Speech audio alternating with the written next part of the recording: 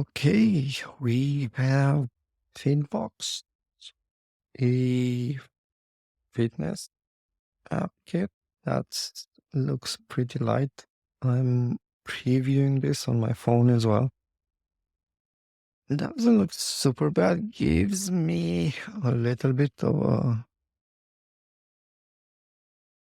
handspace vibe. Some improvements around contrast that could be here. Not a big fan of these illustration styles. It does have a bunch of stuff actually in the domain of fitness, which most of the hits in fitness don't have. This chick looks like a DJ, not a trainer, but whatevs. Not a big fan of this kit. I don't know why. It just doesn't look like it has enough detail. Also no auto layout and shit, so I don't expect like variables, dark mode, stuff like that. Maybe some good ideas. Looks like at least they done some research into other apps, but some polish is required, like around fonts and stuff. I'm gonna show this one more time because nobody fucking listens. Guys, San Francisco, fix the freaking spacing. There's a plugin, it's called SFX. You run it before you set up your styles. It's gonna fix your entire app. So before, after, you can see already how much the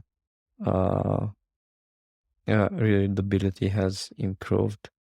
And let me show you one more time, just for the haters.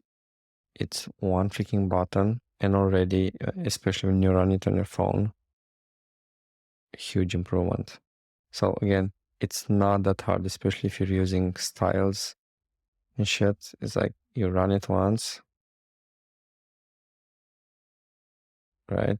You go, you select all your shit, you run it once, fixes all your texts, instantly elevates the quality of your app, and also shows why you should use auto layout and not hide your clipped content.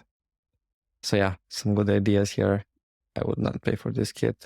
If it were free, probably a lot that you can reuse and improve without too much effort.